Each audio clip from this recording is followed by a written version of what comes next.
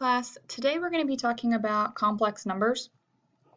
If you remember from Module 2, we talked about finding the roots of quadratic functions where there were two real roots, one distinct real root, or no real roots. Well, in this module we're going to be talking more about the no real roots part because in fact there are roots, they're just going to be complex roots. And so in order to get to finding the complex roots, we have to have an introduction to complex numbers. So first of all, let's just kind of talk about what a complex number is. So some of you might have seen the letter I before, and I represents an imaginary number. More specifically, I is equal to the square root of -1. And so whenever we see the square root of -1, we can replace it with I. Another thing that is important to remember is that I squared is equal to -1, and you'll see when we're simplifying, anytime we see an I squared, we're going to have to replace it with -1. A complex number has the form a plus bi, so a is your real part, bi is the imaginary part, and in standard form, the real part always comes written before the imaginary part. And so you'll see all of my answers in the following examples will be written in standard form. So we're going to start with some complex arithmetic where we're going to be adding, subtracting, multiplying complex numbers. You'll see that this is very similar to just adding, subtracting, and multiplying binomials like x plus 2 times x minus 1. There's just going to be one little difference, and that's going to be when we see an I squared, we're going to have to replace it with -1. So let's start with example 1. Perform the following operations and simplify. So A just asks us to add two complex numbers.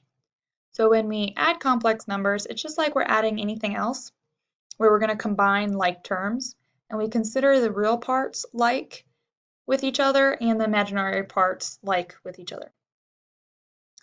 So for instance, the 2 and the 5, we're going to add those together to become 7. The 3i and the -I, we're going to add those together to make 2i. And so our answer in standard form, with the real part first and the imaginary part second, is 7 plus 2i. Now moving on to B, we have another set of complex numbers, and this time we're going to subtract the 2. Now, always remember that when you're subtracting, you're going to have to distribute that negative. So that negative has to be distributed to the 2 and to the I. So it'll look something like my second step here. Now, after you've distributed the negative, you can then combine like terms. So the -2 is the only real part. We'll put that out front. We can combine the 3i minus I to become 2i. And so our final answer is -2 plus 2i. Finally, let's look at an example where we can multiply the complex numbers together. So when we're multiplying complex numbers, you'll see that it's just like if we were multiplying, again, two binomials, like x plus 2 times x minus 3, for instance. You can use any of those methods that you use to multiply binomials to multiply complex numbers. So you can use the box method if you wish, or you can use foiling. I'm going to use foiling here, but again, feel free to use the box method. So you can see when I FOILed, I got 2 plus I minus 10i minus 5i squared. So now this is where it's a little bit different than just multiplying binomials. For instance, like the I squared, whenever you're simplifying complex numbers, you can't have I squared in your answer. Anytime you see I squared, you have to replace it with -1.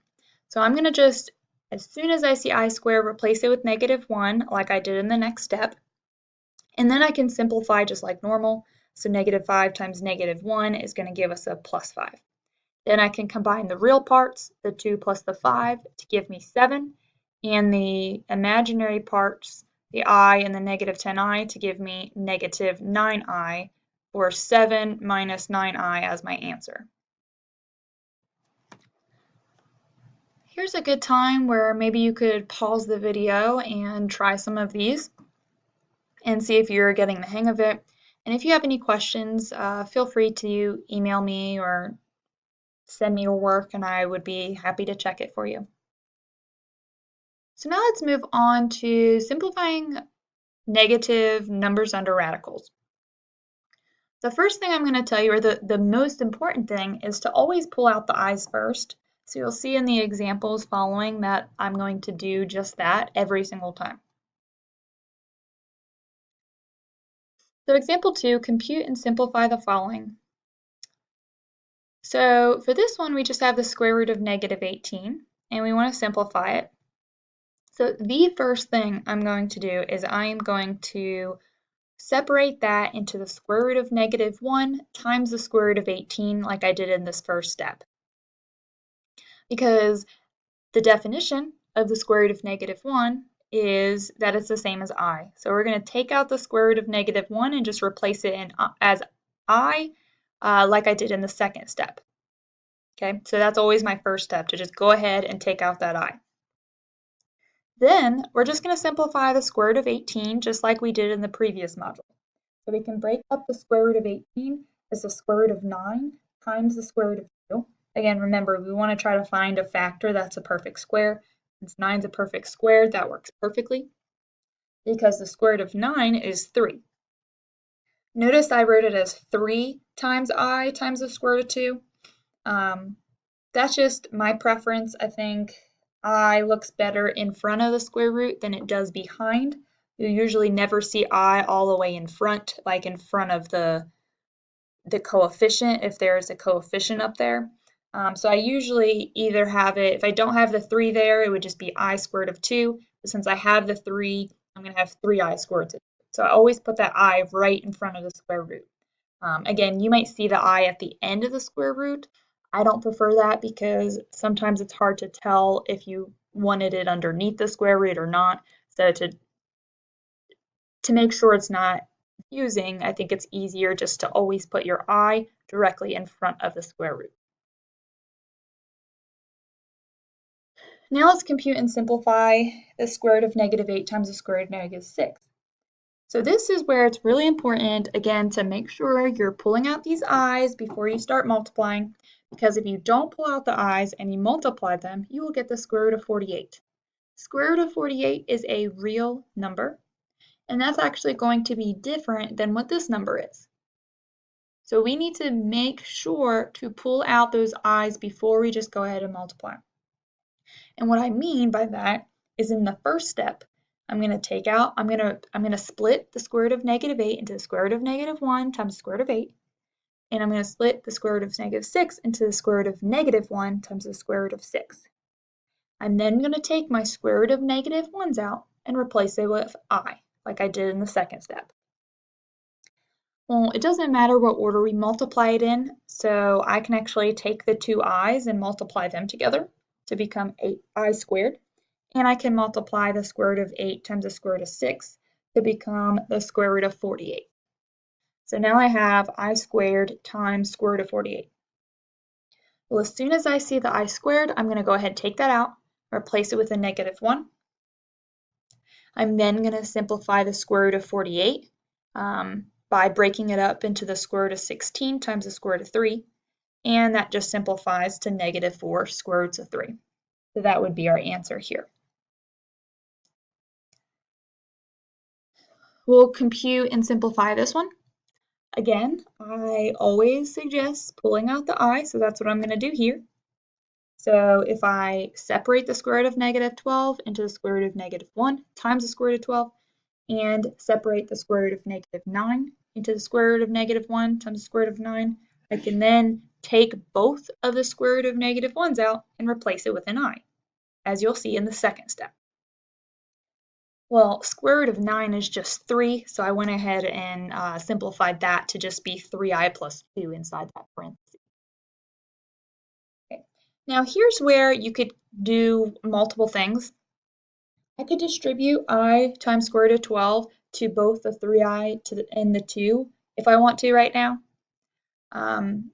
Or I can simplify the square root of 12 first and then distribute it, and that's what I'm going to choose to do here because it's just going to be a little bit simpler to do. So either way is fine.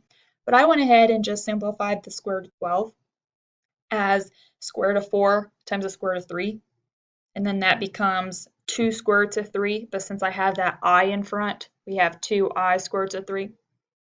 And now that I've simplified it, now I'm going to distribute the 2I square roots of 3 to both the 3I and the 2.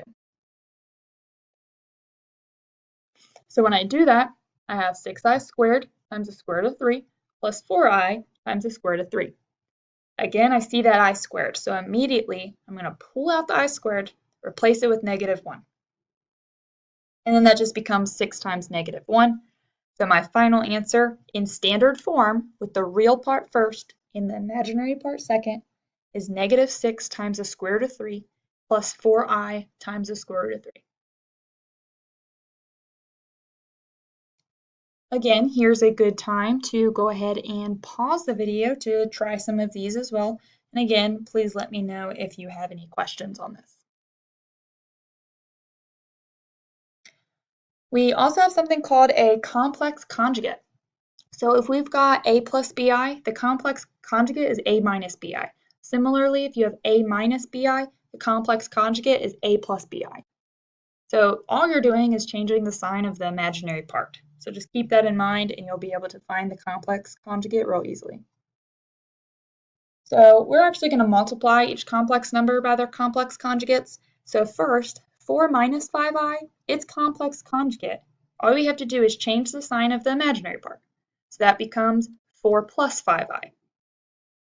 Now, we'll go ahead and multiply 4 minus 5i times 4 plus 5i. And again, you can either FOIL, you could use the box method if you wish, but you'll get the same thing as I did in the next step.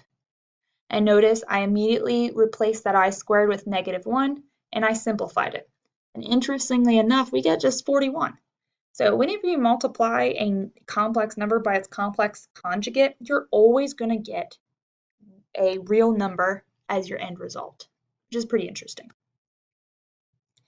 So for B, the complex conjugate, again, is just changing the sign of the imaginary part. Well, the imaginary part is 3i, so changing the sign of that is -3i.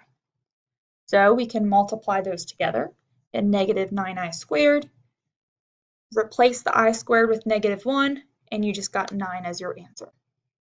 So not too bad. And I have some other you try. So again, if you want to pause the video at this time, try some of these, go right ahead and let me know if you have any questions.